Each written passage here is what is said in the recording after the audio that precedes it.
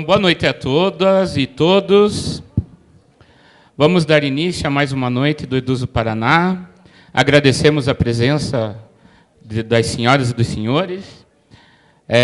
Antes de começarmos as nossas palestras, nós teremos um momento muito agradável, com uma contação de história do grupo Meu Clau, direto de Maringá, representados pelo João e pela Renata. Muito bem-vindos.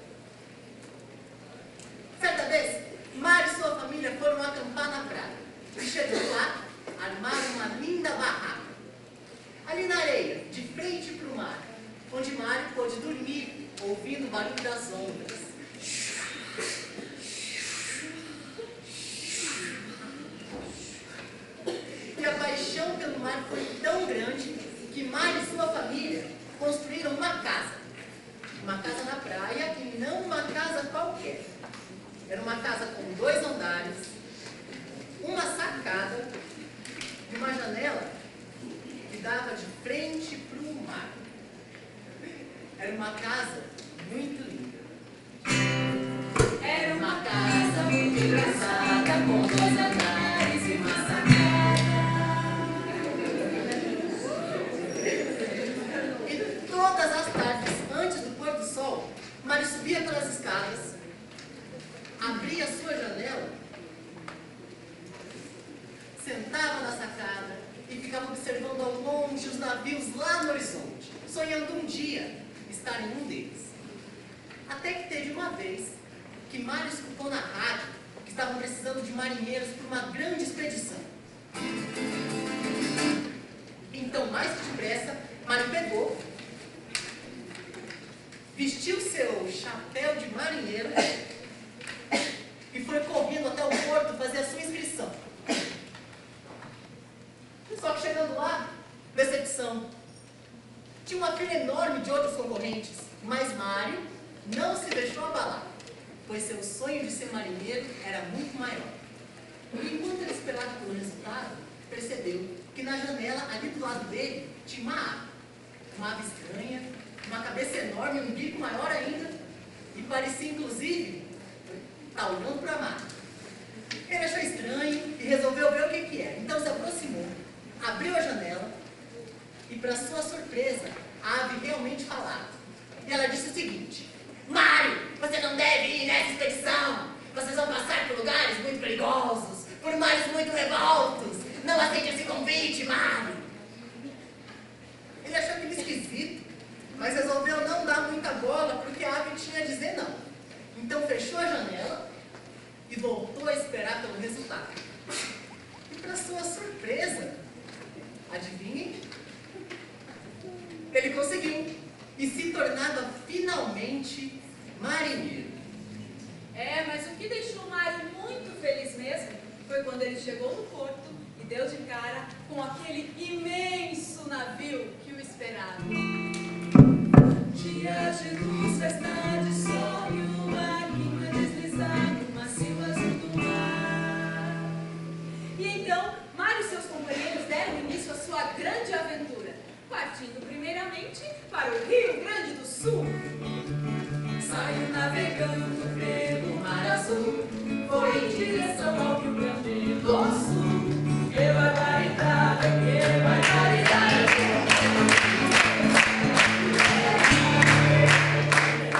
E tomaram muito chimarrão e comeram muito churrasco cheio. E depois foram em direção à cidade maravilhosa. O Rio de Janeiro continua ali. O Rio de Janeiro continua a ser. O Rio de Janeiro, aquele abraço, alô, alô, minha amiga. Aquele abraço, alô, torcida do Flamengo. Aquele abraço, alô, alô, minha amiga. Aquele abraço, alô, torcida do Flamengo. Aquele abraço. E com um forte abraço se despediram e foram em direção à Baía de Todos os Santos. E lá, Mário descobriu o que é que a Baiana tem, o que é que a Baiana tem, o que é que a Baiana tem, o que é que a Baiana tem. E tomaram muita água de coco, comeram bastante acarajé. E depois de visitar o litoral brasileiro, resolveram então partir rumo à Europa. Mas primeiro deram uma passadinha na África.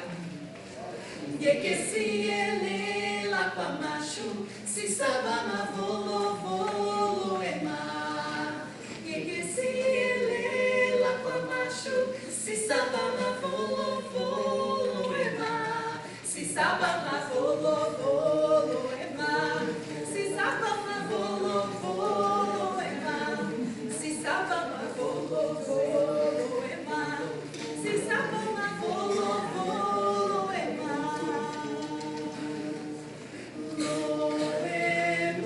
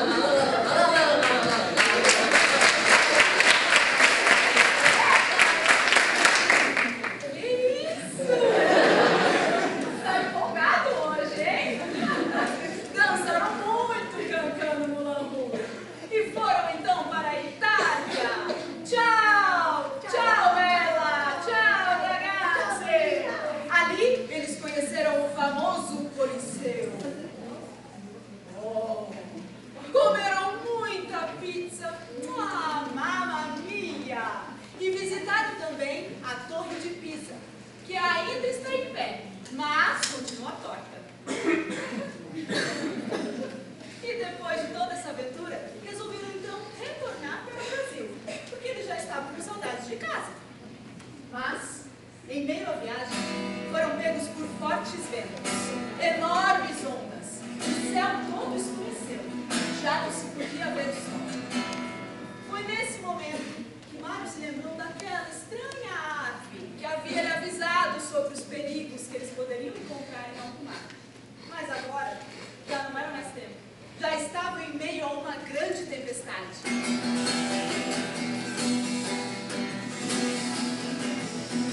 E foi neste momento que lá do céu veio um raio e crash! Cortou a vela do navio. E agora, sem vela, o navio estava completamente desgovernado. E era lançado de um lado para o outro, até que foi arremessado em alguns rochedos à esquerda, crash! E perdeu a sua proa. E sem proa, e sem polpa, começou a girar em alto mar. Até que foi mais uma vez arremessado a rochedos à direita, e perdeu então a sua polpa. E sem proa, sem polpa, sem vela, já não tinha mais o que fazer. Mário e seus companheiros estavam afundando em alto mar. Foi então que Mário olhou ali no cantinho do convés um baú que ele ainda não tinha reparado. Ele se aproximou, abriu o baú e lá dentro ele encontrou um bote inflável e uma camiseta salva-vidas. Ele não pensou duas vezes. Vestiu a camiseta, inflou o bote, colocou toda a tripulação lá dentro e começaram a remar. Rema, rema, rema, rema, até chegar em terra firme. E lá, Mário foi recebido com grandes honras e recebeu até uma medalha de honra ao mérito. E acreditem, depois de tudo isso, ele deixou de ser marinheiro. É que ele se tornou um capitão. Ganhou um navio só para ele e ficou responsável de vigiar toda a costa para evitar que acidentes como aquele acontecessem novamente. E ele provou então pra gente que quando a gente tem um sonho, por menor que seja, pode ter começado uma história que a gente escutou num livro, se a gente acreditar, ele pode se realizar. Por quê? Nada do que foi será de novo do jeito que já foi um dia. Tudo passa, tudo sempre passará. A vida vem em ondas como o mar, indo e vindo infinito. E aquele dia foi uma grande festa. Mário, aliás, conheceu muita gente ao longo de suas viagens. Conheceu inclusive muitos educadores da Bahia, do Paraná, de Mato Grosso do Sul, de Corumbá, enfim, do norte ao sul do país. E conheceu inclusive uma moça que plantava flores e que colhia poesias.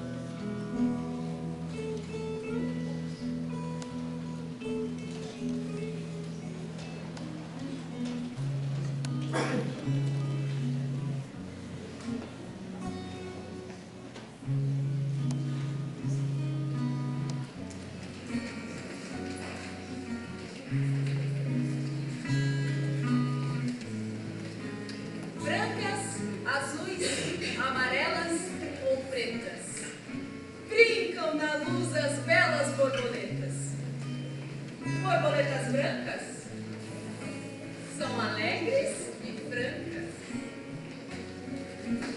Borboletas azuis gostam muito de luz. As amarelinhas são tão bonitinhas. E as pretas, então?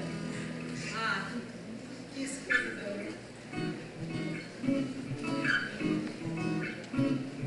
Borboleta pequenina, saia fora do rosal. Venha ver quanta alegria, que hoje é noite de Natal. Eu sou uma borboleta pequenina e feiticeira, ando no meio das flores, procurando quem me queira. Eu sou uma borboleta pequenina e feiticeira, ando no meio das flores, procurando quem me queira. E por falar em borboletas, elas amam belos jardins. Quem me compra um jardim com flores? Borboletas de todas as cores. Lavadeiras e passarinhos. Ovos verdes e azuis nos ninhos. Quem me compra este caracol? Quem me compra um raio de sol? Um lagarto entre o muro e a era? Uma estátua da primavera? Quem me compra este formigueiro? Ui, e aquele sapo? Que é jardineiro? E esse gato e sua canção?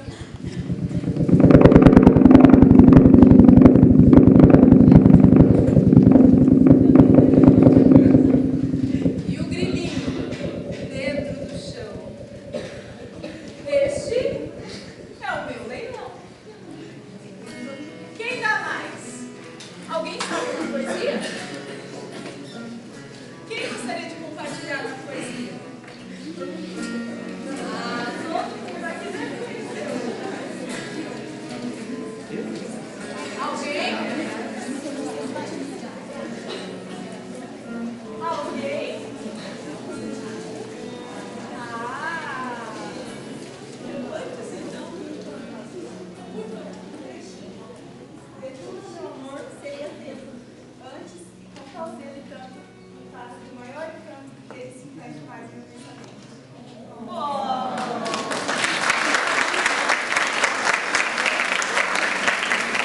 Luz de alguém quando vem do coração, de quem mantém toda a pureza da natureza, onde não há pecado nem perdão, onde não há pecado nem perdão.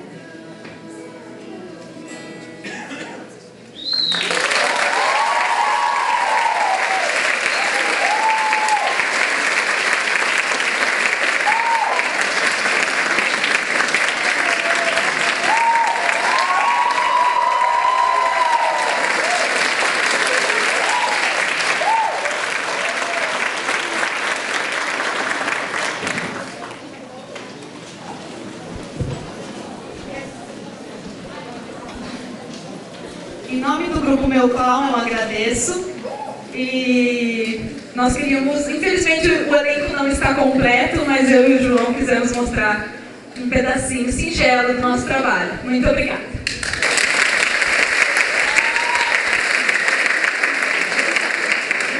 Então, boa noite a todos, a todas.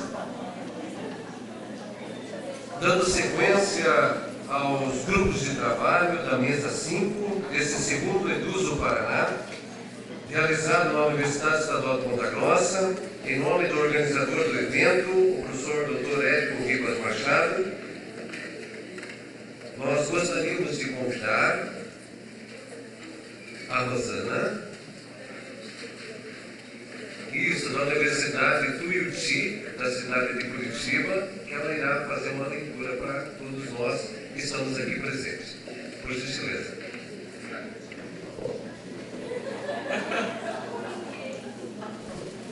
Boa noite. Então, é um poema que eu escrevi que, na escrita da tese, vão aflorando algumas indagações com relação à sociedade. Aí eu me inspiro e escrevo poemas. Então, o nome do poema é Rastros que nos perseguem. Rastros que nos perseguem. Hegemonia, neoliberalismo, capitalismo exacerbado, disputa constante e incansável pela luta de uma sociedade digna e de direito. Resistir a tantas contradições desse mundo infestado por um sistema que oprime e domina. Luta, constante luta, luta pela formação humana, destruindo as amarras do poder, impedindo de ser manipulado pela hierarquia que regula e procura cessar a busca de um projeto emancipador. Somente o coletivo é capaz de desfazer esse mal. Essa força coletiva que desconstrói a ruína, persiste e persevera por um projeto de nação, de equidade, por a conquista de uma nova sociedade.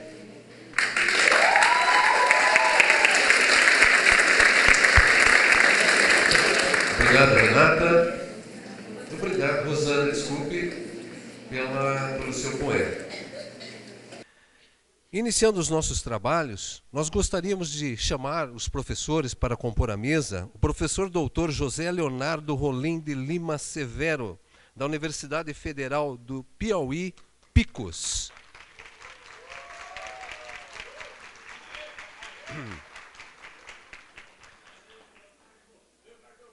A professora doutora Paula Marçal Nathalie, do PCA, Universidade Estadual de Maringá.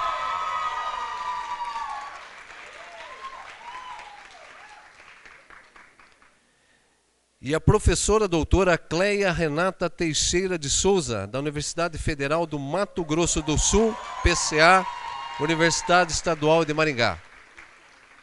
E esses trabalhos serão mediados pela professora doutoranda Cristiane Santa Clara, da Universidade Estadual de Ponta Grossa.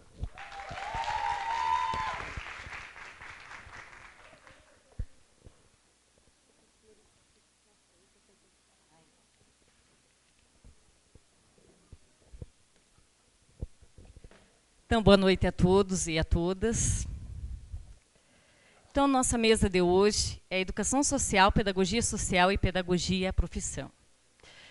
Ela será composta pelo professor doutor José Leonardo Rolim de Lima Severo, Universidade Federal do Piauí, com o tema Cabe a Pedagogia formar o educador social? José Leonardo é doutor e mestre em Educação pelo Programa de Pós-Graduação em Educação da Universidade Federal do Paraíba, líder do Núcleo de Estudos e Pesquisas em Teoria e Práticas Pedagógicas, NUTEP, e pesquisador do Núcleo de Estudos, Pesquisa e Extensão em Pedagogia, Pedagogia Social e Educação Social, no PEPS, UEPG. Atualmente é professor da Universidade Federal do Piauí, onde atua como membro efetivo do núcleo docente estruturante do mesmo curso. Seja bem-vindo, professor. Professora doutora Paula Marçal Nathalie, UEM. Tema: é possível um currículo próprio para a formação do educador social? Paula é doutora em Educação pela Universidade Estadual de Maringá, mestrado em Educação pela Universidade Estadual de Ponta Grossa e atualmente é professora da Universidade Estadual de Maringá, campus regional do Vale do Ivaí e membro da equipe do Programa Multidisciplinar de Estudo, Pesquisa e Defesa da Criança e do Adolescente, PCA-UEM. Professora doutora Renata Teixeira de Souza, com o tema Avaliação da Educação Social, Pedagogia Social. Doutorado em Educação pela Universidade Estadual do Maringá, na linha Ensino, Aprendizagem e Formação de Professores, mestre em Educação pela Universidade Estadual de Maringá e atualmente é professora na Universidade Federal do Mato Grosso do Sul, campus do Pantanal. líder do Grupo de Estudo e Pesquisa em Educação Social, GEPS, na Universidade de Mato Grosso do Sul e participante do Grupo de Estudos Infância, Adolescência e Juventude em Maringá, Paraná. Então, que tenhamos uma boa noite de estudos. Cada professor terá 30 minutos, de 25 a 30 minutos para expor o conteúdo e depois nós abrimos para discussão. Boa noite a todas e todos. Eu gostaria inicialmente de agradecer o convite para estar aqui no Paraná, feito pelo professor Érico, com quem a gente tem atuado, né, em tantas frentes de luta, de pesquisa no campo da educação social.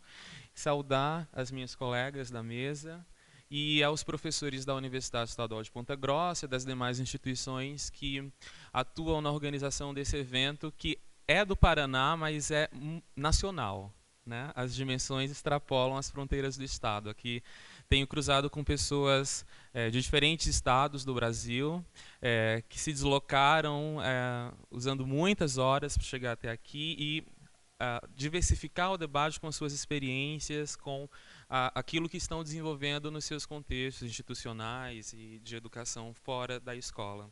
Eu vou pedir licença para ficar de pé, porque daí eu consigo acompanhar os slides, né, e dialogar melhor com vocês.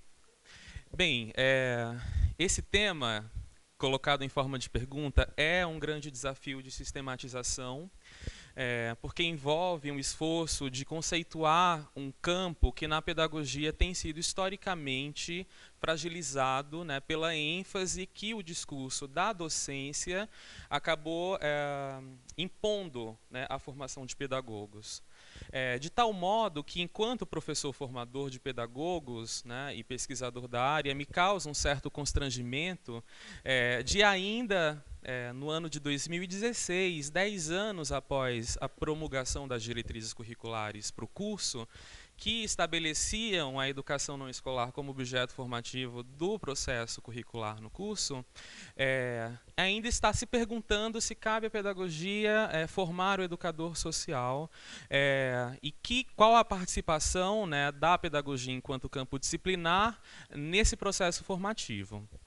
Então, eu estruturei um pouco a minha fala, levando em consideração alguns registros que eu pude desenvolver durante o meu processo de mestrado e de doutoramento, que aconteceram em diferentes instituições, né, incluindo a Espanha, sob a supervisão da professora Glória Pérez Serrano, que estuda a pedagogia social, e, de início, demarcar um pouco esse lugar social de onde partem as minhas considerações.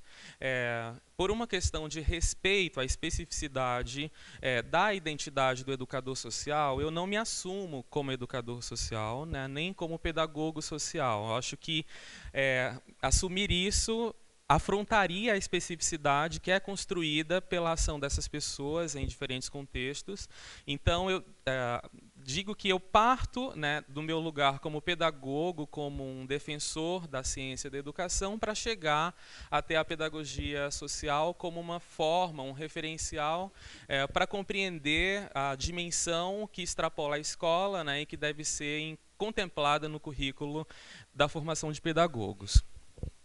E esse currículo do curso de pedagogia se expressa atualmente como uma composição muito híbrida, em que diferentes discursos formativos se interpõem, né? Porque, ainda que a ênfase do curso recaia na formação de professores para a educação infantil e anos iniciais, há diferentes agências formativas que instauram processos formativos pensados em outras orientações, né? Aqui no evento, hoje no GT de Formação de Educadores, muitas dessas experiências foram levantadas, né, com as comunicações orais. Então, nós observamos uma complexidade que existe em virtude dessa cena híbrida, né, do processo curricular, que vai se configurando como um espaço mesmo de luta, de interposição, de disputa em torno do que deve constituir a base da formação do pedagogo e de como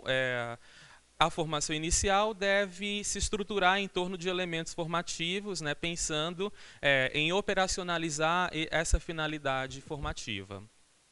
Então, embora nós observemos uma limitação em torno do curso de pedagogia para a formação do educador social, nós reconhecemos, por outro lado, uma série de potencialidades que eu vou pontuar agora, né, como uma forma de superar um pouco esse constrangimento que nos leva a perguntar com um certo tom de dúvida, né, se a pedagogia pode formar esse educador. E aí eu já gostaria de fazer um primeiro registro com relação a um termo, a uma expressão que eu vou utilizar a partir de agora. Na minha pesquisa de doutorado, eu fiz a opção de utilizar o termo educação não escolar para sintetizar essas diferentes orientações formativas voltadas para âmbitos, né, especializados da atuação pedagógica fora do espaço escolar. Por que eu fiz essa opção? Porque se trata de uma categoria documental das diretrizes curriculares nacionais.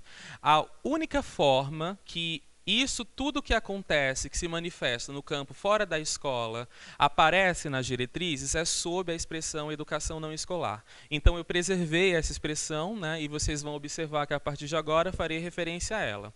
Daí eu penso rapidamente que a educação social se insere no rol dos processos que essa dimensão do não escolar no curso de pedagogia contemplaria, a princípio, né? Bem, daí que, para a gente sistematizar a resposta a essa pergunta, que eu acabei introduzindo já como uma resposta afirmativa, faço uma primeira referência ao Philippe Mérier, que é um autor com quem eu tenho dialogado através dos textos, que diz que é um entendimento de pedagogia que justifica o empreendimento de uma formação pedagógica, né? O que isso quer dizer? Que a partir de um entendimento conceitual do que se trata a pedagogia, a gente é capaz de pensar um delineamento de perfil e de currículo, né, para a formação desse profissional. A questão é tão importante, parece tão óbvia, né, que não é discutida, né, que a produção da área de educação basicamente se evadiu de debater os estatutos epistemológicos da pedagogia durante décadas. E essa discussão ela aparece muito reticente, né, e de maneira muito fluida em diferentes momentos da nossa história. Ou seja, se a base do curso de pedagogia é um fundamento epistemológico acerca do que é a pedagogia, como que esse tema pode ser não discutido? Né? Como que esse tema pode ser ignorado? Daí que eu penso que um primeiro elemento a se levar em consideração na construção de uma proposta de formação de pedagogo seria revisitar o debate histórico sobre o que é a pedagogia ou o que ela deve ser. Eu faço opção, em virtude de diferentes possibilidades de conceituar a pedagogia, dela sendo concebida como ciência da educação. Isso me permite compreender que a pedagogia no rol, né, das ciências que estudam diferentes elementos do processo educativo é aquela para onde o conhecimento produzido sobre educação converge e se converte em conhecimento para a educação, né? Daí que a pedagogia se constituiria como uma ciência da prática educativa em suas diferentes manifestações. E aí a gente já pode conjecturar, se ela é uma ciência da prática educativa, ela não pode ser, o curso de pedagogia, em tese, não deveria ser um curso especificamente voltado à formação do profissional da escola. Né? Uma vez que, em seu fundamento constitutivo, o objeto epistêmico da pedagogia seria a educação enquanto prática social, né? Conforme nos ensina a professora Selma Garrido Pimenta e outros tantos pesquisadores que, desde a década de 90, têm atuado, né, na produção bibliográfica de defesa dessa identidade epistemológica da pedagogia.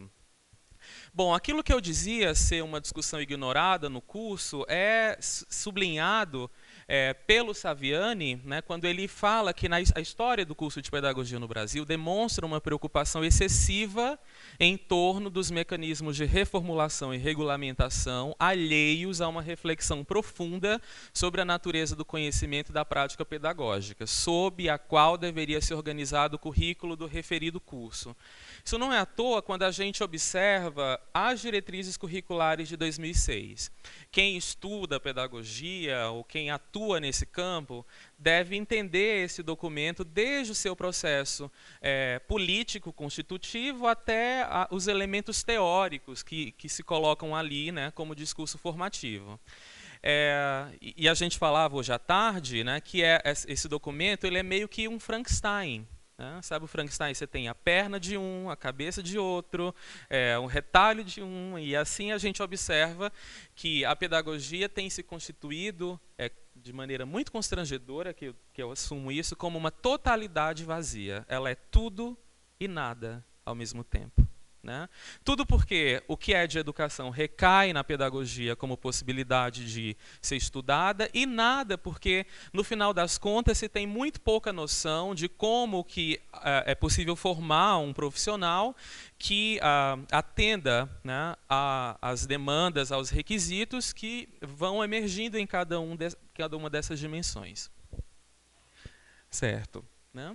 Bom, em um artigo recentemente publicado na revista Interação, da Universidade Federal de Goiás, eu e a professora Selma Garrido Pimenta fazemos uma sistematização dessa concepção de pedagogia como ciência da educação. Nós partimos do diagnóstico que era necessário fazer um balanço crítico das discussões de 2 décadas atrás, aqui no Brasil, acerca da pedagogia. Então, nós levantamos esses textos, conseguimos identificar algumas matizes, algumas convergências, alguns pontos de distanciamento entre os autores que trabalham com a temática, e a partir dessa discussão eu elaborei um pouco esse desenho, essa figura aqui, para a gente entender como que a educação, portanto, em suas múltiplas dimensões, escolar, não escolar, social, individual, como queiramos chamar, pode ser objeto epistêmico da pedagogia.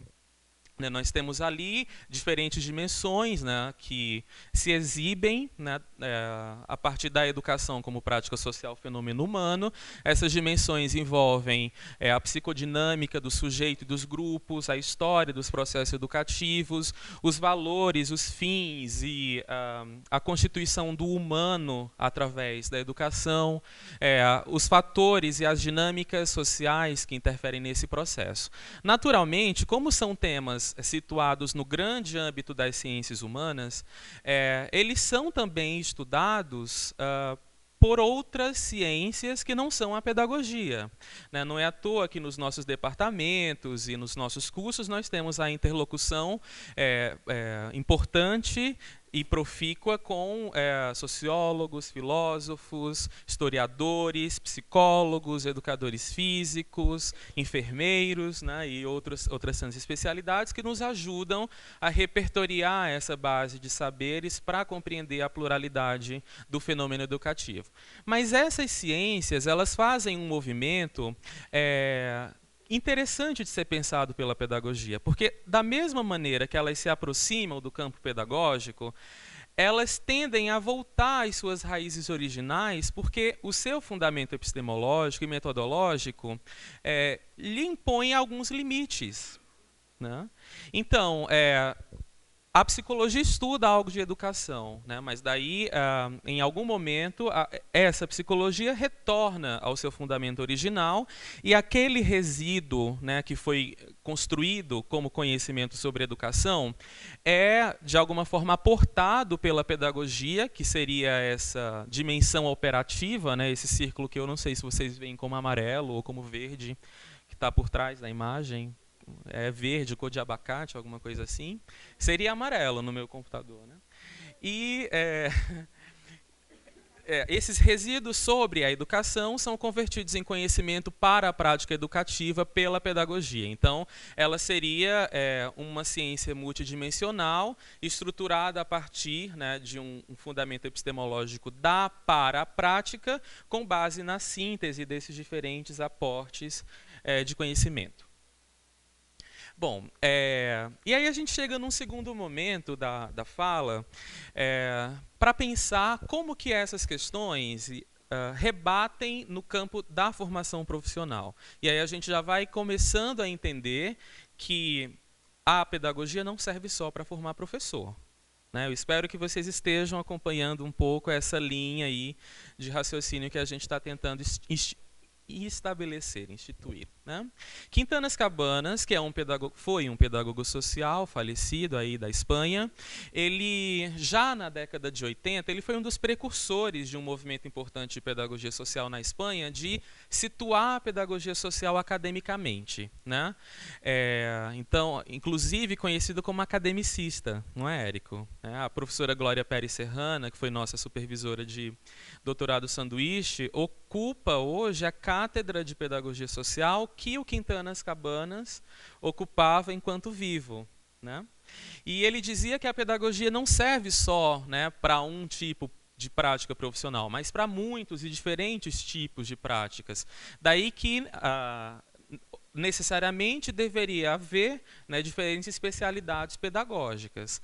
E aí, como pedagogo social, o Quintanas Cabanas nos leva a pensar uma coisa, que a pedagogia social tem um adjetivo ou uma adjetivação que de alguma forma a desloca da pedagogia tradicional, por ela estar de alguma forma impetrada na escola. Só que essa adjetivação do social na pedagogia não sobrepõe aquilo que é a pedagogia de base. Então, o adjetivo não pode sobrepor o que é substancial. Daí que a pedagogia social é, antes de tudo, pedagogia. E nós trabalhamos a pedagogia, eu particularmente situo a pedagogia social como uma dimensão da ciência pedagógica. Com base nesse entendimento, a gente já pode conjecturar que a identidade profissional, de acordo com Claude Dubar, que estuda a lógica culturalista do processo identitário, que ela se constitui a partir de uma dinâmica de reconhecimento social. As profissões, elas partem de um fundamento que é relacionado à maneira pela qual uma sociedade, em um determinado tempo histórico, concebe a necessidade de um serviço especializado, que deve ser desempenhado atrelado a uma formação específica para aquilo. Essas condições, elas mudam de acordo com a própria dinâmica da história. Então, nós não podemos pensar a profissão de pedagogo no quadro das referências da década de 80, da década de 90, que foram os contextos históricos dos quais emergiram os discursos de defesa da formação de pedagogos centrados na docência. A gente precisa pensar a identidade profissional do pedagogo para esse momento que nós estamos vivendo hoje, de institucionalização de práticas educativas fora do contexto escolar. Embora algumas dessas práticas se deem no marco da informalidade, nós gostaríamos de situar que as demandas do não escolar mais fortes para o pedagogo estão institucionalizadas na saúde, na assistência social, no trabalho, nas territorialidades, no campo do lúdico, no campo de diferentes setores que vão nos chegando como possibilidades de atuação pedagógica. Portanto, eu estou tentando atrelar o processo de identidade profissional, de construção da identidade profissional, ao processo formativo. E observamos que nessas 2 décadas, o que era exceção na pedagogia, hoje já não é mais exceção. Antes nós tínhamos, na década de 90, para vocês terem noção, um relatório divulgado pela Fundação Carlos Chagas indica que cerca de 80% do público da pedagogia era formado por mulheres já formadas em magistério, que desejavam uma graduação em nível superior para dar prosseguimento, né, à sua carreira profissional dentro da escola. Esse quadro, essa referência foi completamente alterada nas últimas décadas. Nós temos pessoas que chegam à pedagogia e que não querem ser professoras. E nós não precisamos oprimir essas pessoas que não querem ser professoras, porque elas estão no lugar certo, né? Elas precisam estar na pedagogia porque são essas pessoas que têm oxigenado a pedagogia de novas ideias, né? A Isília esteve conosco no Piauí e nós discutíamos isso. O não escolar tem ajudado a pedagogia a pensar melhor a escola, né? Inclusive para quem tem a convicção de se constituir professor através do curso de pedagogia. E eu coloco algumas questões aí em aberto que eu não vou responder porque são muito polêmicas e a gente tem que contornar tudo com muito cuidado, e que no debate a gente pode, suscitar aí alguma coisa, né? Como a pedagogia pode pensar, então, a formação do educador social, do educador para os processos não escolares? Não me julguem porque eu faço essa conexão entre uma coisa e outra, que fica mais fácil para eu pensar dessa forma. Primeiro, pensando que a pedagogia social, o curso é uma área, é um campo disciplinar. E no Brasil é o único campo disciplinar que trata dos estudos especializados em educação. Seja na pedagogia ou em outro curso, o educador social vai precisar da pedagogia. Isso, inegavelmente, né? Porque ela é o único espaço da Universidade Brasileira dedicado aos estudos sobre os processos educativos de maneira sistemática, metódica e ampla, né? Então, como campo disciplinar, o lugar da pedagogia na formação desse profissional já me parece muito posto, né? E aí a gente tem que pensar essa formação para além da dualidade. Por quê? Quando eu comecei a pesquisar o doutorado, a tese de doutorado, eu tinha a impressão de que a formação do educador, do pedagogo para o não escolar, era radicalmente diferente do pedagogo escolar. E aí eu fui levantando os currículos para identificar. Trabalhei com 22 documentos de universidades públicas brasileiras. A UEPG não estava incluída, porque a UFPR, né, a Federal do Paraná, é a que tem o maior quantitativo de egressos de pedagogia, então nós tentamos localizar em cada estado as universidades que tinham maior impacto, né, na formação de profissionais através do número de egressos desde 2007, né, o primeiro ano de vigência das diretrizes. E aí a gente foi compreendendo que há muito pouco de educação não escolar nesses currículos. Eu vou apresentar o dado preciso no próximo slide. Porém, o educador não escolar, ele precisa compreender os fundamentos da educação da mesma forma que o educador escolar. Ele precisa compreender as bases de organização do trabalho pedagógico da mesma forma que o professor da escola. Então, em algum momento, essas formações se conectam. E, em algum momento, elas se distanciam. E a preocupação, ou o problema, está em sectarizar as duas coisas em cursos separados. A relação entre pedagogia social e pedagogia eu já coloquei anteriormente. Para não alongar em virtude do tempo, eu vou seguir para o próximo ponto. E aí, uma questão polêmica, né, sempre levantada nos encontros da área, deve haver um pedagogo social? Não vou responder essa pergunta, não tenho resposta para isso, né? É uma construção coletiva que tem que se dar em torno do que é o pedagogo, do que é o pedagogo social e do que é o educador social, né? De onde essas figuras, onde elas se conectam, onde elas se delineiam, quais são suas fronteiras identitárias, quais são os seus estatutos próprios, né? Mas deve haver um pedagogo social? Se sim, esse pedagogo social é um pedagogo? Deve ser um pedagogo? Deve ser algum outro tipo de profissional que receba esse título, essa identificação por ocupar uma função ou por estar em algum campo, né, da pedagogia social. É uma questão para a gente pensar, né?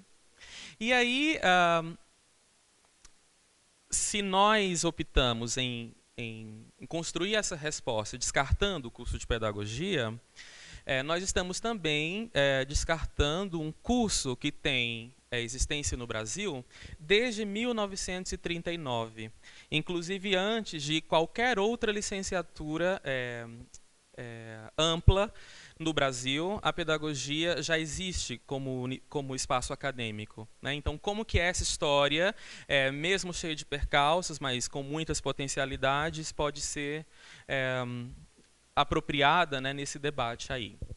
Bom, reconhecendo os limites e tentando avançar com base nessas potencialidades, a gente vai entendendo que, em se tratando da educação escolar, nós já conhecemos as destinações profissionais dos egressos em pedagogia, porque as próprias diretrizes estabelecem com uma certa precisão, e a LDB também demarca, né, a atuação do pedagogo no âmbito escolar, né, através desses setores que estão apontados ali. Mas e quanto ao âmbito não escolar, o que se conhece sobre os pedagogos que estão nesse âmbito? O que eles estão fazendo? Que saberes eles mobilizam? Que demandas formativas eles criam, né? Há muito pouco escrito, há muito pouco sistematizado sobre isso.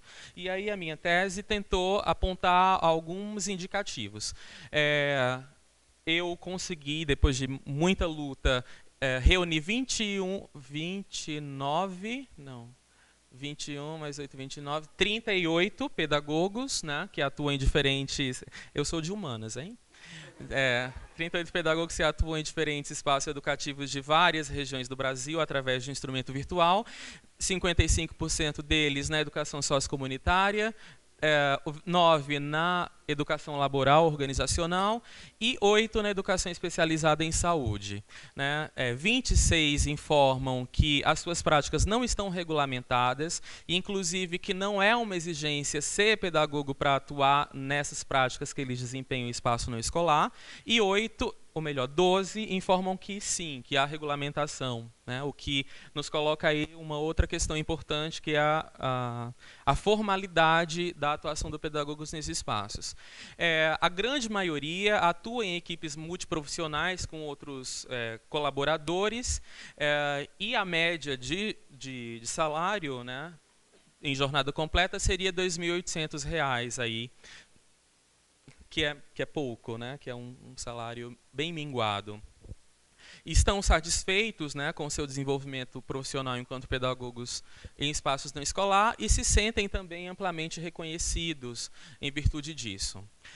No campo da formação, eu pude identificar que os saberes da ENES, da educação não escolar, se relacionam com os saberes da escola, como eu dizia antes, porque há necessidades formativas que se expressam de igual importância para ambos os perfis, tanto o perfil escolar quanto o perfil não escolar. Que há uma convergência de importância atribuída às habilidades do âmbito aplicativo, intelectual e socioafetivo, demonstrando a complexidade constitutiva desse trabalho, né? E que a formação do pedagogo não escolar, embora reclame da pedagogia uma atitude mais orgânica, permite que ela ainda continue atuando nessa vocação histórica que o curso tem no Brasil, que é a formação do professor, né? E aí estão as universidades que nós conseguimos mapear, as dimensões curriculares, como vocês podem ver, quase todas centradas na docência, na formação do professor, no magistério, como a gente pode observar. Das 1.487 disciplinas, apenas 35 tratam de questões sobre o não escolar, o que representa 2,3%, então é um quantitativo ínfimo, né, quase que irrisório em relação à quantidade ao volume de disciplinas para a formação do professor ou do pedagogo professor, e essas 35 disciplinas estão muito mal colocadas no currículo, né? São disciplinas deslocadas, são disciplinas teóricas que não se comunicam com nenhuma prática. Quando o curso tem estágio não escolar, não tem disciplina temática de educação em contextos não escolares. Ainda havendo essas disciplinas, não há dimensões do curso que contemplem a pedagogia fora de espaços não escolares, então o problema do curso de pedagogia não se resolve com acréscimo de disciplina. Se resolve com uma discussão em torno do sentido da pedagogia e da identidade profissional do pedagogo. Não é colocando disciplina, tirando disciplina, que a gente vai sair desse imbróglio. Para finalizar, portanto, eu evoco aí 2 interlocutores, né, recorrentes para dizer que nós da pedagogia, e eu falo enquanto alguém que atua na área, entendemos que queremos e que podemos participar da formação do educador social. Seja ela instituída no âmbito do próprio curso, seja ela instituída em um curso outro, né? Porque a pedagogia existe para além do curso de pedagogia, ela é um campo disciplinar com identidade própria. E que, para que isso se dê de maneira legítima, nós precisamos conhecer essas práticas educativas que se dão fora do marco da escola. Portanto, precisamos nos aproximar desses contextos, precisamos pesquisar, sistematizá-los, acumular referência, porque nós, professores de pedagogia, não sei quem que é professor, imagino que sejam vocês aqui que estão e meus colegas ali, que atuamos na área, temos uma noção de como nos mover nesse campo, mas a grande maioria dos nossos colegas não concebem, não discutem, não têm interesse, e, portanto, o curso vai tendo a cara do perfil do seu colegiado, do seu corpo docente. Se ali tem muita gente interessada em escola, naturalmente, as disputas em torno das disciplinas do currículo vai privilegiar a escola. Então, nós que pensamos em atuar como professores universitários, temos que pensar aí na demanda de estudar o não escolar na pedagogia, seja formador de professores, seja formador de educadores em contextos não escolares. É o que nos lembra a professora Selma quando diz que a ressignificação epistemológica da pedagogia ocorre na medida em que ela toma a prática dos educadores como referência e busca nessa prática os significados construídos pelos sujeitos. E o Schmidt-Kovacic diz que, do mesmo modo que a educação não pode ser compreendida como um objeto para si, a pedagogia não deve ser entendida como um método para si, pois, como uma prática humana, a educação necessita da pedagogia como teoria que a determina para que possa se realizar como praxis humana, portanto, ação reflexionada, mediada pela intencionalidade, e a pedagogia como teoria da praxis educativa jamais pode bastar-se a si mesma.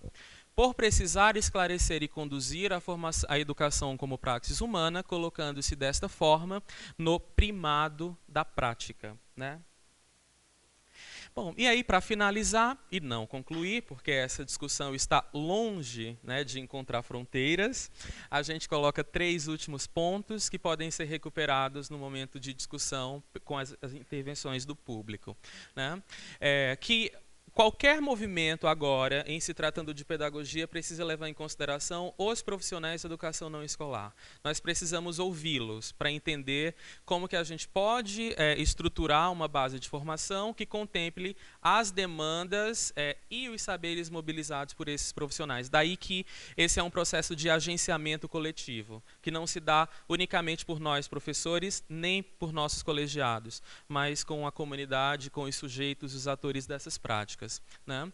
Que a resposta se baseia no estudo descritivo dos cenários de ação e da crítica epistemológica ao Estatuto Identitário da Pedagogia, né? E que afirmando, portanto, essa resposta como positiva, nós precisamos consequenciar um fortalecimento do caráter social da pedagogia na sociedade contemporânea, apelando aí, né, para os recursos da criatividade, da crítica, do compromisso com a educabilidade humana, né, como ferramentas para a gente ir vencendo esse ostracismo, esse engessamento que tem atrofiado a pedagogia dentro das escolas e feito isso muito mal. Então, é um pouco das discussões que eu gostaria de fazer, e aí nós teremos um espaço para debater oportunamente em seguida. Não formal, na época, né? E, então, eu sou da Universidade Estadual de Maringá, do Programa Multidisciplinar de Estudos, Pesquisa e Defesa da Criança, né, do PCA. E quem tem amigo tem tudo, né, Érico? E o Érico me perguntou isso, ó. É possível um currículo próprio para a formação do educador social? Só. Se eu soubesse isso assim, né? Então, de pronto, ia vender uns livros aí. Não, mentira. Bom, minha formação inicial é em educação física, né? Mas, diferente do Leonardo, eu sou uma educadora social. Né? Eu trabalho com essa área desde que me encontro profissional de alguma área, né? E fico muito tranquila de dizer isso, assim, pela trajetória, né? Pode passar. Bom, com a Ercília a gente aprende que as itinerâncias são importantes e de onde a gente vem, né? Então, vamos lá. Então, eu sou professora de Educação Física, eu estudei na UEM, né? Fiz Educação Física e queria ser professora de natação, né? Mas, no meio do caminho, eu encontrei o projeto Brincadeiras, que a gente falou tanto já hoje em alguns GTs, né, tal. E fui aprendendo a ser educadora social com 18 anos de idade, né? Encontrei a professora Verônica, a Patrícia, e seguimos, a Renata. Bom, hoje eu sou professora do curso de Educação Física e tenho a coordenação de um projeto, que é o Brincadeiras, na cidade que eu atuo, que é um campus novo, né? Que é no Vale do Ivaí, na cidade de Ivaiporã. Não sei se vocês sabem que lá existe o EM, né? Mas existe, meus alunos estão aí.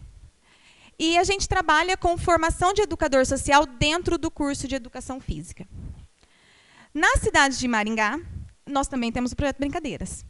E lá, devido ao número de cursos, né, que a gente tem na universidade, a gente trabalha com muita gente de muitas áreas. Gente de artes cênicas, da história, da pedagogia, da educação física, do direito, da pós-graduação na educação, pós-graduação nas ciências sociais, já teve enfermeiro, já teve psicólogo, gente da economia, dentista, farmacêutico, agora a gente tem uma menina da farmácia. Bom, ou seja, pessoas interessadas na educação, de alguma forma, e que não encontram algum lugar na universidade ainda e buscam um dos caminhos possíveis, que são os projetos de extensão, né? E estamos lá desde então, desde 97, fazendo educação social, né, com as crianças, porque a extensão está lá na rua, né?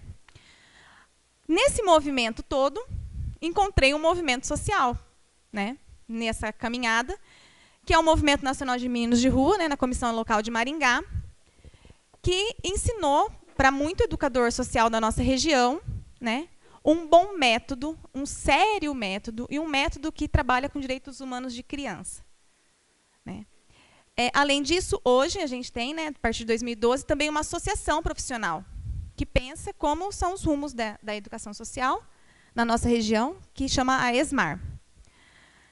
Nesse contexto todo, eu trabalhei também como educadora social em uma instituição religiosa da cidade de Maringá, bem grande, maior da época, em número de crianças e adolescentes, né, que eram as instituições dos Irmãos Maristas, não sei se vocês conhecem, né? Cesomar, Fui da primeira equipe, escrevi os projetos, tal, do Cesomar. Tem também.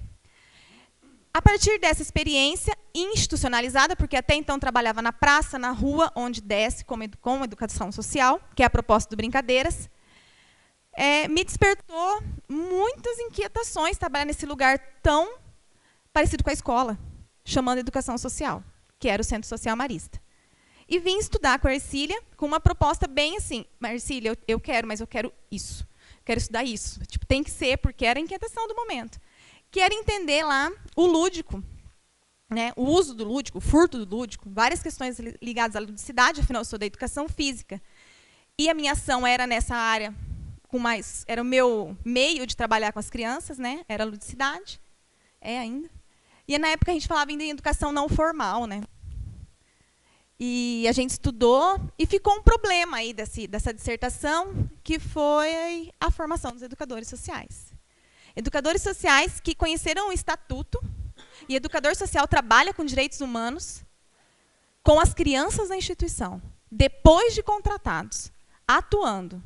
Quem me apresentou o estatuto foi tal criança. E isso ficou muito forte, né, ao término da dissertação.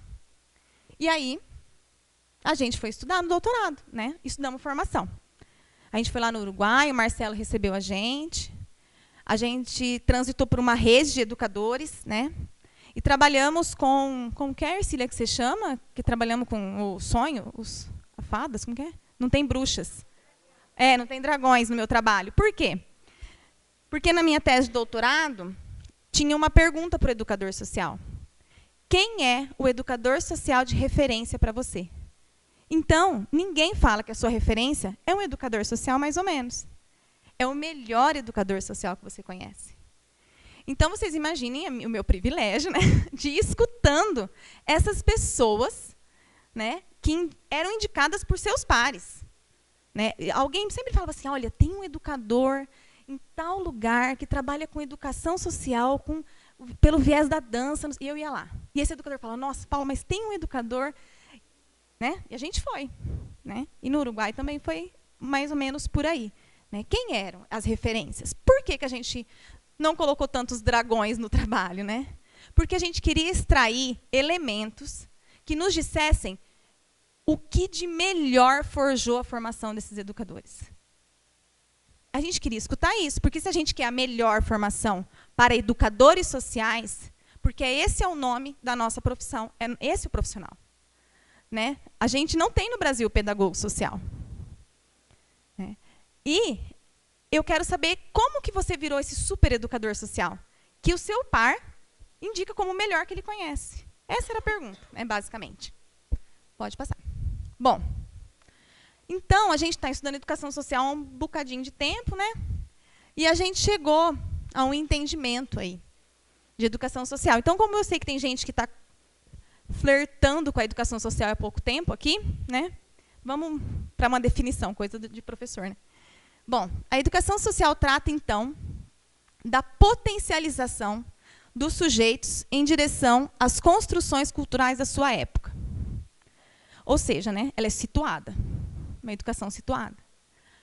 Os domínios dos sistemas político, econômico, cultural presentes em nossa organização social atual resultam em um quadro que a gente já discutiu bastante aqui. Um quadro injusto, um quadro desigual e excludente.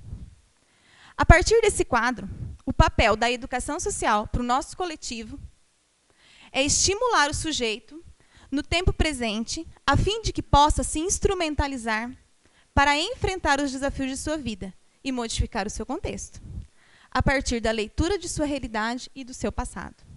Então, a gente sempre usa o verbo potencializar na educação social. Né? A gente quer chegar em algum lugar com essa pessoa.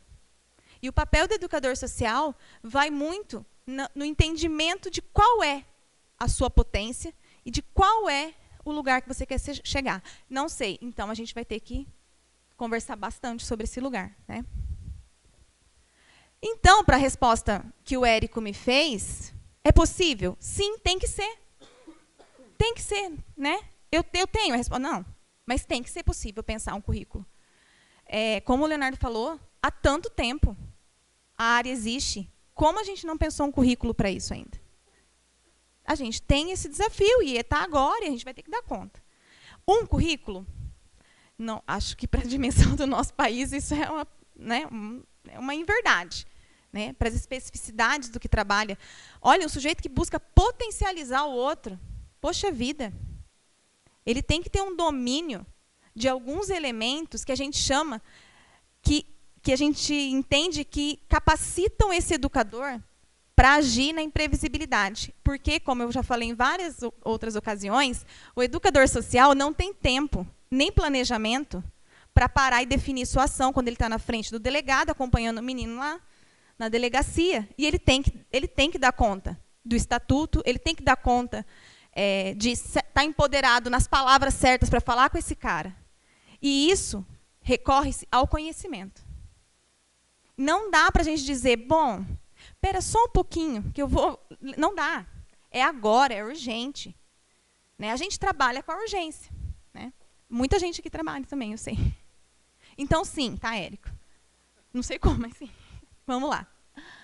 Bom, a gente tem uma orientação metodológica, né, para desenvolver a pesquisa e para desenvolver o nosso sujeito de trabalhar, que a gente chama, né, a gente não, o Boaventura, a gente adota o termo epistemologia do Sul, né, que rapidamente parte do entendimento de experiência social ampla e variada, né?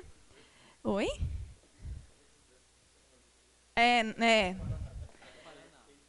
Não, né? Não é do sul do Brasil. É do sul do globo. Numa referência à produção do conhecimento do norte do globo, né, a qual nos orienta há tanto tempo. Então, temos que potencializar o colonialismo, temos que potencializar os conhecimentos construídos no Sul. No Sul de várias instâncias, né?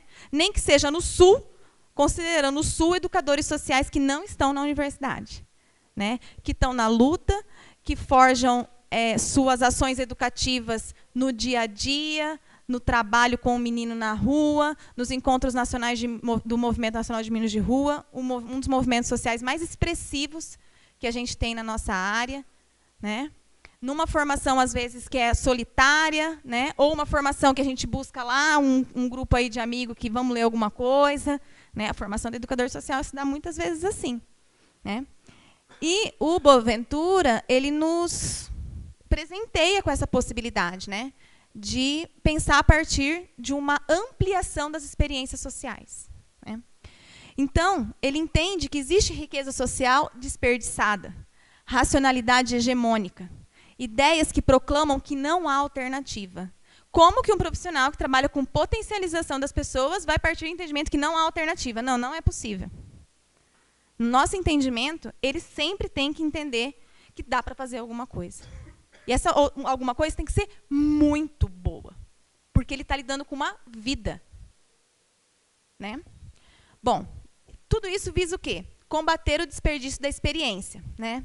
Dar visibilidade às iniciativas e os movimentos alternativos. A educação social brasileira, ela se dá em muitos espaços formativos.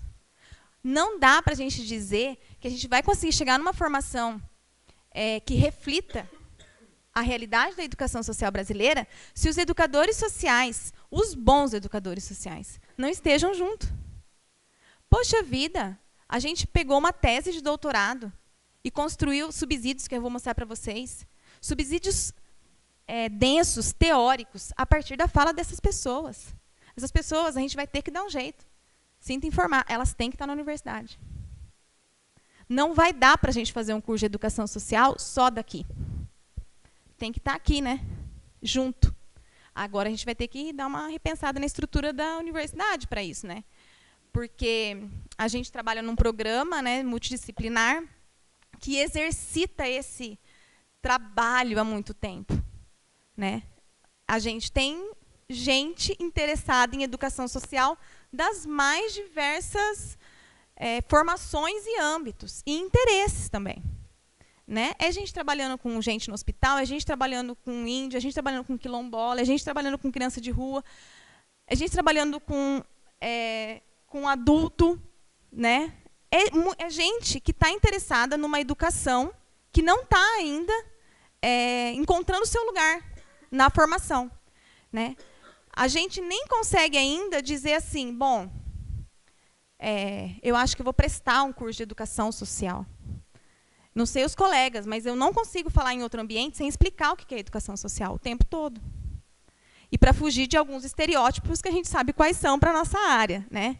Porque temos educadores sociais ótimos, mas é crescente o número de educadores sociais péssimos. Péssimos. E a gente tem que olhar para esses, porque esses também estão trabalhando lá. Estão com as crianças.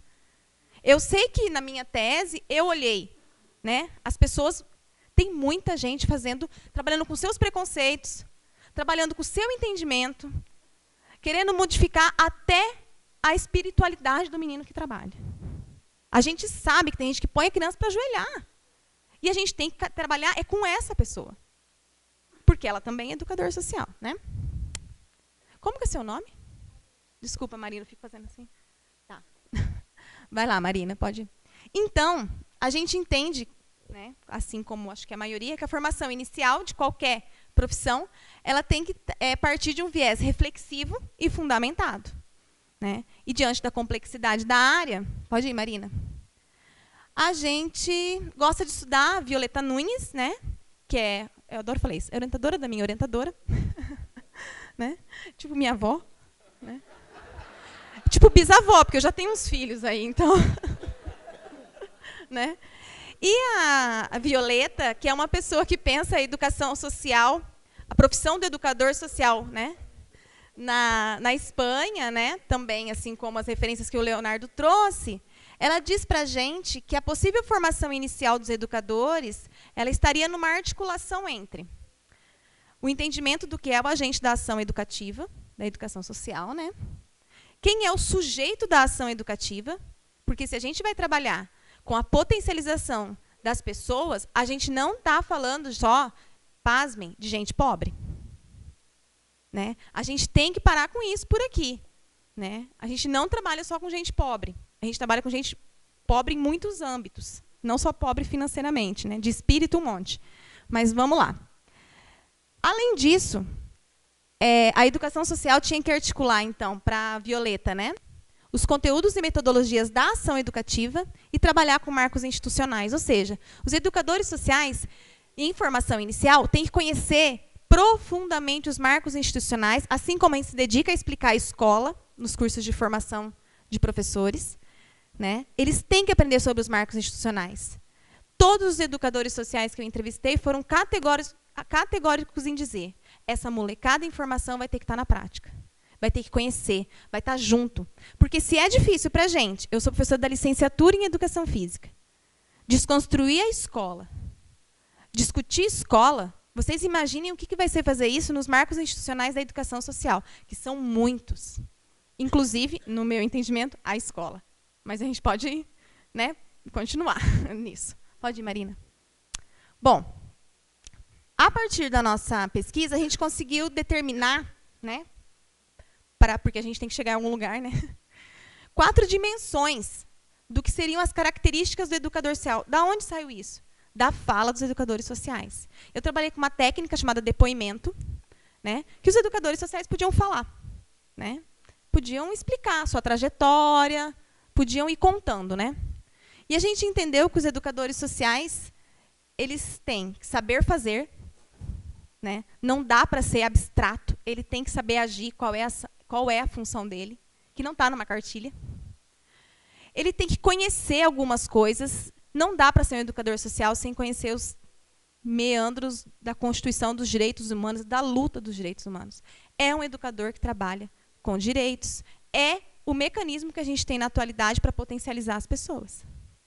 A gente questiona alguns direitos? Questiona, mas isso também pode ser feito pelo educador social. Ele tem que ter algumas posturas e posicionamentos no nosso entendimento. Né? O educador social tem que ser uma pessoa disposta a. Não dá para ser muito desesperançoso, né? Nem gostar muito de gente, ou gostar de muita regra, porque não, e muitas vezes não pode não estar num lugar assim. Né? Ele tem que ter algumas posturas aí na vida. E uma convicção, né, de que dá para mudar, de que dá para fazer. E essa convicção também tem que estar em outros espaços. Né? Quem trabalha com educação tem que ter alguma convicção, senão você caminha para onde? Né? Se você não tem, olha, gente, dá tempo, tem um monte de profissão bem legal, muda, dá tempo. Eu sempre falo isso para meus alunos, né? Tem gente que não acredita que dá. Então, gente, olha, tem vários cursos, eu não sei quais, mas vários vocês podem tentar, tipo, longe das crianças. Porque não dá, faz mal para as crianças. Né? Pode passar. E lá, quando a gente foi conversar com os nossos queridos educadores, a gente conseguiu extrair alguns subsídios que seriam fundantes, ou seja, fundamentais, para pensar um currículo. Então, quando o Érico fez essa pergunta para mim, eu falei, nossa, gente, ele quer que eu pego lá os subsídios e já dá. Né? Mas tudo bem, eu acho que dá. E a gente estabeleceu alguns subsídios, ou seja, coisas que orientariam um pensar sobre um curso de formação de educador social. Da onde saiu isso? Dos educadores sociais, da teoria, que não dá para dizer que o educador social não faz teoria, quando fala, faz muita teoria. Né? E além da teoria, de uma profunda reflexão, né, minha, dos meus pares, porque isso aqui não é só meu, né, e dos próprios educadores, que alguns deles falavam, gente, eu nunca parei para pensar na minha trajetória, como eu fui me forjando educador social. Alguns educadores tinham isso muito claro, especialmente os mais envolvidos em movimentos sociais. Né? Os educadores que estavam imbricados com a luta tinham isso um pouco mais claro. Ah, foi aqui, foi por aqui, eu li isso, foi fazendo conferência, foi brigando tal coisa, foi enfrentamento, né? Eram mais pontuais. Os outros educadores, eu não vou falar uma coisa, né? Bom, os educadores todos que eu entrevistei se entenderam educadores sociais sendo. Alguém chamou eles de educadores sociais. Teve um que falou, eu sabia que eu era educador social no Brasil porque me deram uma jaqueta escrito educador social. Eu falei, gente, eu sou educador social. Né? Ele não sabia o que ele era até então. Né? Então, a gente tem que ainda discutir muito essa identidade, né? Como ela acontece. Muitos educadores sociais, que não são os que eu entrevistei, mas que a gente conhece bastante, não se entendem como educadores sociais, né? No que a gente acha que deveria ser. A gente entende que, então, essa formação, ele tem que ter algumas destrezas basilares, ele tem que saber algumas coisas. Por exemplo, ele tem que ter um domínio do método da tradução e do diálogo. Não adianta, para muita gente, você falar assim, olha, você vai ali nessa secretaria e você assina o documento, protocola, nananana. O educador tem que estar disponível para ir junto, muitas vezes. No Uruguai, teve uma menina que falou assim, eu ganhei a cidade. Eu falei, gente, o que você ganhou com a educação social? Né? A Renata perguntou, ganhei a cidade. Eu falei, gente, uma cidade? É muito lindo isso. Ela conheceu a cidade, ela ganhou a cidade com o educador dela. Né? Ele tem que saber estabelecer metas e objetivos também coletivos. Nós temos uma característica muito grande na educação social brasileira de trabalhar em grandes grupos, né? Ainda. Ele tem que conhecer e transitar por sistemas de atendimento dos direitos humanos e das manifestações culturais. Ele tem que saber acessar essa rede da cidade, do lugar que ele trabalha. Educador social não dá para falar, bom, eu não sei se tem alguma manifestação cultural disponível na cidade, e o menino lá, eu vou se você falar, vamos junto. Não dá. Ele tem que saber, ele tem que conhecer o lugar que ele trabalha. Ele tem que saber fazer uma abordagem qualificada, né? Ele tem que saber chegar a conversar e dar qualidade a essa abordagem, porque é o primeiro passo. E é difícil fazer abordagem, né? É bem difícil. Para quem é educador social, a Patrícia, nunca mais que uma vez ela falou assim para mim, então agora a gente vai para a praça, não sei o quê. E eu já há alguns anos com eles. E a gente foi lá para postar vários, e eu travei, eu falei, E a Patrícia conversando com todo mundo da praça, conversando, não sei o quê. E eu, nossa, gente, estudei tanto, o negócio não... É muito difícil. Tem que aprender, e alguém tem que ensinar. Não é um dom inaprendível. Alguém tem que saber ensinar. Agora, quem vai saber ensinar isso? Só educador social, desculpa. Não vem falar que de outra formação você vai aprender. Eu vou ensinar a fazer abordagem. Vim lá de outro curso. É quem está ali, na lida. Ele pode ser um educador social lá da filosofia. Mas se ele for educador social, ele vai dar conta de ensinar uma abordagem. Bom, ele tem que conhecer a realidade em que está inserido e ele tem que ter uma presença política, né? Essa presença política, é o que o nosso amigo Paulo Freire sempre diz, é coisa simples às vezes. É você estar numa sala de aula como aluno e aquele professor opressor saber que você é educador social e ele já se policiar. Porque tem coisa que não dá para falar com o Leonardo na sala. Isso é presença política, é simples. Né? E a gente vê isso dia a dia na universidade. Né? Tem gente que, tipo, esses alunos aí do Brincadeiras na sala, tal, falam tanto de estatuto, dá trabalho. Pode passar. Outra coisa que a gente identificou, que um subsídio fundante para pensar a formação seria uma cultura política. Tem que se aprender sobre isso. Né? Tem que ter participação e atuação política. Né? E aí a gente pode trazer para vocês vários referenciais do Movimento Nacional de Meninos de Rua, que já discutiam isso nos primeiros encontros nacionais. Né? Os educadores têm que acessar esse conhecimento historicamente construído com uma base muito, muito, muito efetiva e real, e de gente que está lá, fazendo ainda. Né? E do PCA também, né? Pô, a gente produziu, né, pensando nisso, vamos falar um pouco disso. A gente entende que um dos fundamentos da cultura política desse educador, né, passa pela convicção, igual eu disse, ele tem que crer. Né?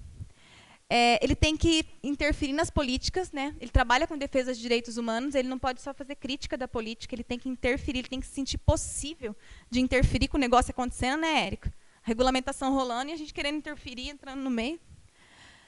Ele tem que ter, então, autoridade e conhecimento para interferir. Né? Então, a gente pode discutir bastante aqui o que é autoridade e autoritarismo, né, dos educadores, e quem tem autoridade interfere. Né? E ele tem que ter cultura política para fazer a sua tarefa principal, que é potencializar e ensinar a participação política e social para as pessoas com que ele trabalha. Outra coisa que a gente aprendeu foi, né, que os educadores nos contaram como era importante fazer a leitura da realidade do lugar que eles trabalhavam.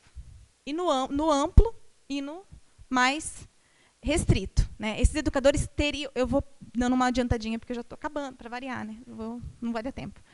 Então, eles têm que saber fazer a leitura da realidade, né? Na próximo local, assim como na estrutural e na distante. Educador social, ele tem que saber a hora, às vezes, de intervir ali, ele trabalha com a imprevisibilidade, assim como ele tem que conseguir fazer análises conjecturais com essa molecada, por exemplo, se trabalha com molecada, né? Outra coisa que a gente aprendeu é que tem que estar inserido na comunidade. Educador social tem que estar lá, toda vez, toda semana. Não dá para fazer educação social de algum lugar, tipo um escritório. Já tem um monte de gente que gosta de fazer isso. Educador social não dá para ficar sentado atrás da mesa o tempo todo pensando como que... a comunidade... Não, tem que conhecer todo mundo do lugar que você trabalha, né? Porque saber quem é o comerciante que está sempre de olho dos meninos da praça é um poder para o educador social, né? Bater um papo, assim. Eu sempre bato um papo com o porteiro da padaria, que eu moro perto. Falo, e aí, esse menino aí? Tá difícil, professora. Esse aí, ontem... A comunidade sabe. A gente tem que resgatar esse olhar da comunidade para os seus, né? A gente reclama tanto que as pessoas estão na invisibilidade, né? Como que a gente vai estimular? É na conversa mesmo, né? Pode passar. Outra coisa é que nessa formação teria que ter uma gama de diversidade de experiências sociais grande. Nós estamos no Brasil, né? E os educadores foram nos contando como foi importante para eles se forjarem educadores sociais terem muitas vivências, né? Com educadores sociais diferentes, em locais diferentes, com métodos diferentes. Tem gente que trabalha com dança, tem gente que trabalha com brincadeira, tem gente que trabalha com esporte, né? Pode passar. E, claro, né? Tem que trabalhar com amorosidade e vínculo. Todos os educadores sociais entrevistados destacaram essa categoria. Não precisa estar na universidade não para discutir amorosidade e vínculo, né? E a importância. Quem trabalha com gente sabe da importância disso, né? E como ficou claro para a gente também na fala dos educadores, que a coerência e os princípios metodológicos dão a esse educador um alto grau de confiabilidade e responsabilidade pelo lugar que trabalha. Se ele não trabalha de forma contraditória, se hoje ele não está dizendo A e amanhã B, se ele tem uma retidão de princípios, e esses têm que estar muito claros, porque a gente já disse, a gente trabalha com imprevisibilidade, né? Eu sempre falo para eles, recorram aos fundamentos, porque é o que vai orientar. Porque a situação, por exemplo, na rua nunca vai ser a mesma. Nunca vai ser, né? Então, esses são os subsídios que a gente extraiu, né, da nossa conversa com os educadores sociais. Eu não vou lembrar o número de educadores sociais, eu não sou boa. Pior ainda, nem lembro. Foi agora que eu defendi, não lembro, né? Então, a gente entende que essas dimensões características que a gente elencou com os subsídios fundantes, pode passar, Marina, desculpa, elas poderiam resultar numa proposta de formação inicial de educação social. Formação inicial de educação social, para ajudar a gente a pensar as coisas próprias de um currículo. Conteúdo programático, áreas do conhecimento, integrantes do currículo, perfil do corpo docente. Isso a gente vai ter que enfrentar, né? Equilíbrio e articulação entre a esfera prática e teórica e outras decisões que são constituintes disso. São subsídios para pensar essas decisões. Então, a gente parte do entendimento. É primordial, é justo, é decente valorizar o profissional. A formação inicial realizada na esfera do ensino superior tem que olhar para quem é educador social. Tem que estar junto com e não para, né? Assim, a escuta do educador social, ela tem que estar nas instâncias que vão acolher essa formação profissional. Essa é a nossa história de educação social. A gente não tem outra para contar. São dessas pessoas. Outras que podem se contar não são nossas. São de outros lugares do mundo. A nossa são dos educadores que estão na luta há muito tempo. Assim, a ética que se aplica à educação social, ela tem que estar presente na formulação do currículo, não dá para ficar de fora, né? E aí eu fecho com uma fala de uma educadora que mostra, que reúne vários subsídios que eu trouxe para vocês, uma coisa simples, né?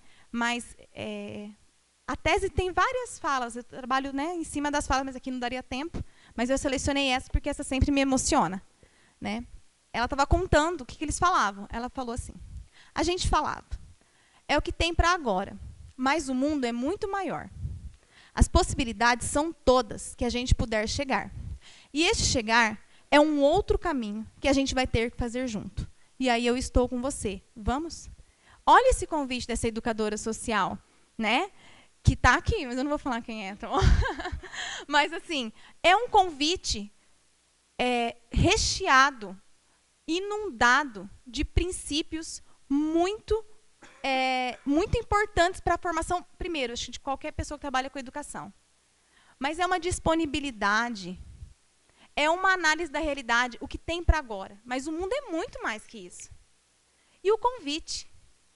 Vamos? Né? É coisa de educador social. Não dá para ser assim, né? Acho que é isso, gente. Por enquanto. Vamos depois conversar. Aí, ó. Traz os alunos para você ver.